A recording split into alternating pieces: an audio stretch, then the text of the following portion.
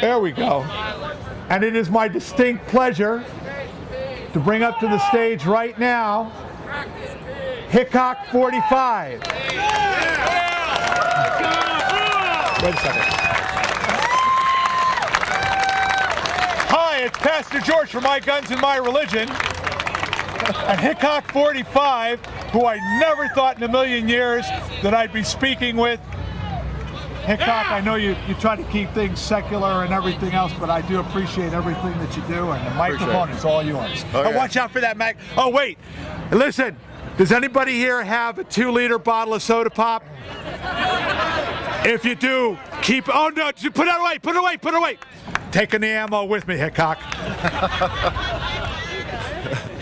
Hey, Hickok45 here.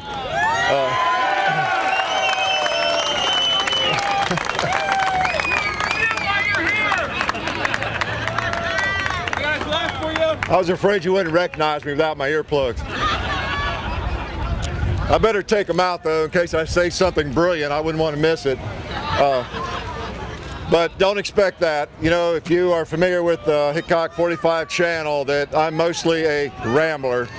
And I actually have a couple of bullet points, so I don't ramble and act like I'm doing one of my radio shows. A little closer? Okay. Anyway, it's great to be here, and I've met so many of you that it's been wonderful. A lot of people locally and a lot of people who have come from afar to attend this, as John and I have. Really pleased to be here. This is, as I've been saying, one of the most special places I can imagine to do something like this, which is why we're willing to travel up here. I mean, how do you do any better than what's back there, you know? 1775, you know, some guy named George Washington was appointed commander-in-chief of the Continental Army right back there in that building, and about 12 years later our Constitution was hammered out right there in that building while he sat there in a chair that's still there and oversaw that for that summer of 1887, I guess. I mean, that's just amazing to me, and here we stand. Obviously all those fellows walked around these yards in this area, contemplated what they were doing, and you know, here we stand trying to continue that support. You know, oftentimes I'll use the phrase, I know you have too probably, well, I know our founding fathers are rolling over in their graves over this, and that's pretty commonly heard, especially the last couple of months and the last 4 or 5 years, right? Well, I'm not sure that's true. I'm not sure they're rolling over in their graves. My guess is they're clawing at it, trying to dig themselves out of there so they can get up here and grab somebody by the scruff of the neck and straighten things out. But unfortunately, they can't do that. That's up to us. You know, I'm a teacher, at least I was. Well, I had the title of teacher. I don't know how much of a teacher I was always, but I taught for 29 years and retired yesterday, actually. And thank you.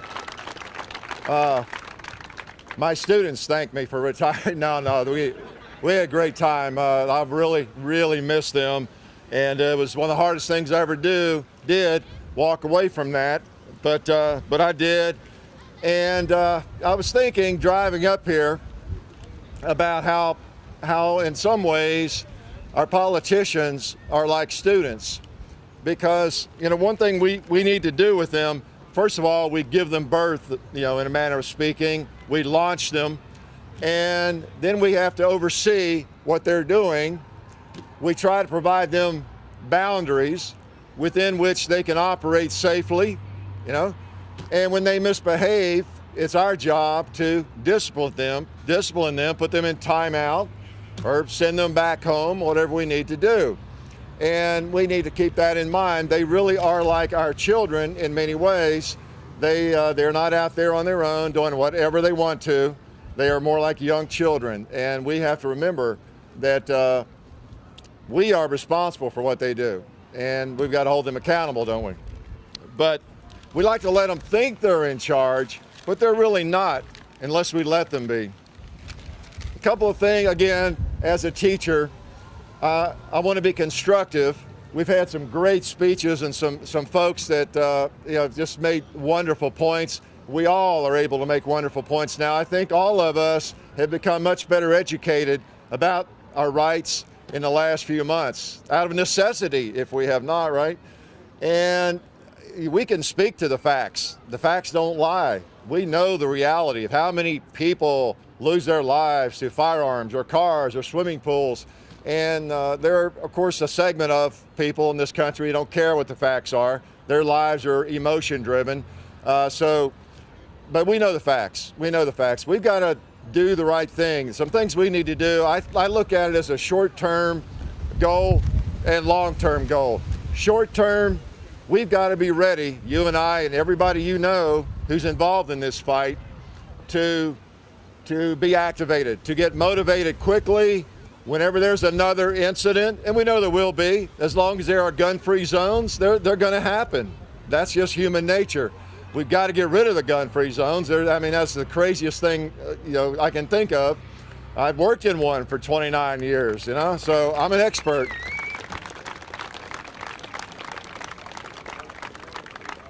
I'm an expert in gun-free zones and what it feels like to be there.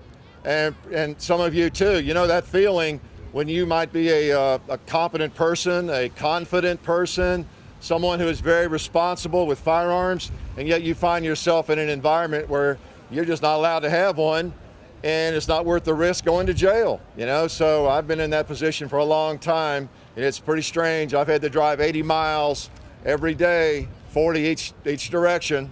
Is that 80, 40? Yeah, okay. So I told you I'm not too smart. But I've had to stop at 4:30, 5 o'clock in the morning at the ATM, or to get coffee, or to stop at Walmart, or wherever I might stop, totally unarmed all that time because of those gun-free zones. But we've got to mobilize and be ready whenever there is one of these incidents, because you know what's going to happen, of course, on the other side. They're all sitting there just waiting to get in front of a microphone like this when one occurs. We've got to be ready to write, call, email, scream, whatever it takes, make ourselves heard, make sure that we are continuing to stay in touch with our representatives, our senators. We've got to be there, not give that up. It is not over. We know that. And we've got to be ready to mobilize instantly and let them know, yeah, we know that happened in wherever, North Dakota, Texas, Florida. It's going to happen. There's a wacko out there right now sitting in his basement who feels mistreated, who wants to get even with the world for whatever reason. It will happen. We know that. And that's the price of freedom, though. Nobody here, I don't imagine, wants to live in a police state. I don't. I'd rather risk being shot every day than live in a police state. So,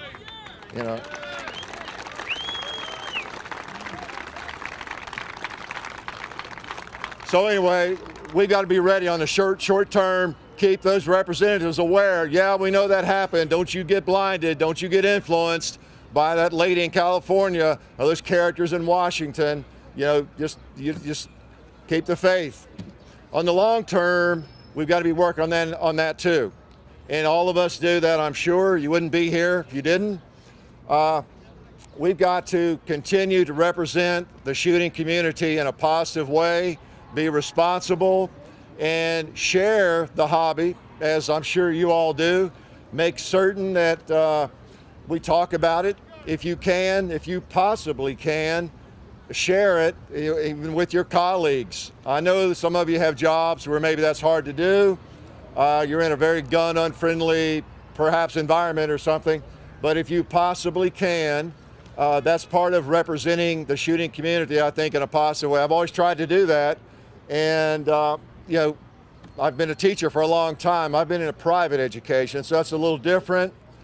But I've never hesitated. I worked in publishing. In fact, a publisher right up here in Philadelphia. I was in the field.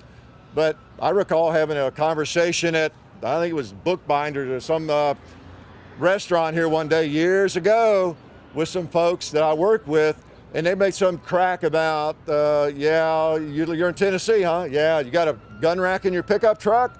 They thought I was in the publishing world. Ooh, yeah. They thought that was a joke, and I wouldn't even have probably owned a pickup truck. Well, I said, yeah, actually I do. And it's the most convenient way to carry a shotgun or a rifle in a pickup truck, unless you have extended cabs. This was back before those were so popular. It's just a regular cab. And if you know what I'm talking about, a fishing rod or a long gun, there's no place to put it really conveniently. So I had to educate them a little bit right there. And they knew me.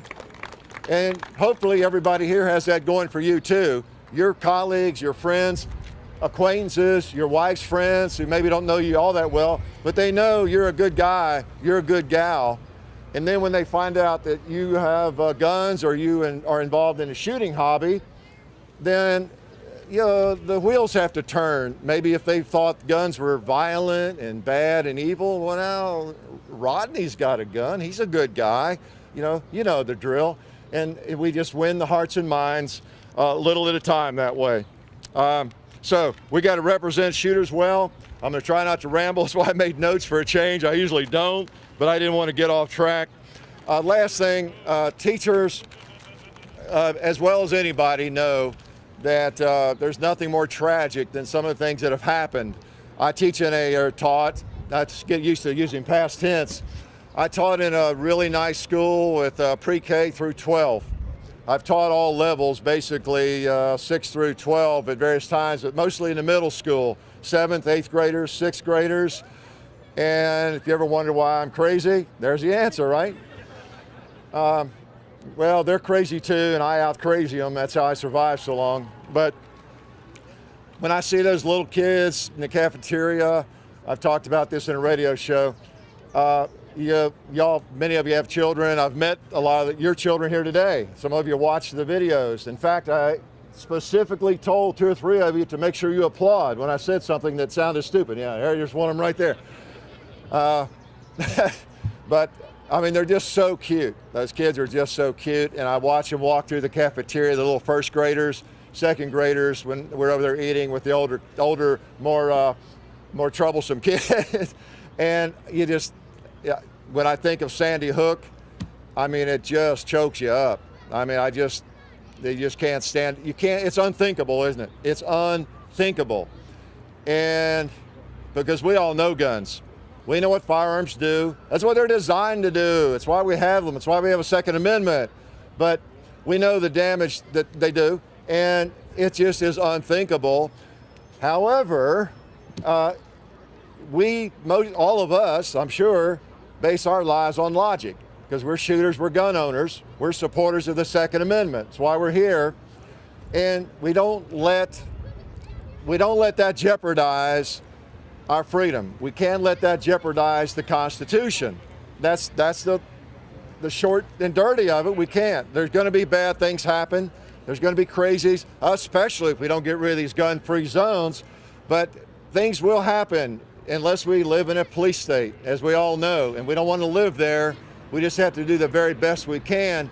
We cannot let our politicians, who are trying to do anything they can to appeal to certain groups, to get reelected, we can't let them jeopardize the Bill of Rights. It's that simple. And if you know my channel and our videos, I never say outrageous things, really, other than maybe stupid things, but I never use coarse language. We try to keep it family friendly, and we do keep it family friendly. We want these young people to be able to watch, and your 3-year-olds and your 6-year-olds and your 70-year-old grandmothers and everybody else to be able to watch.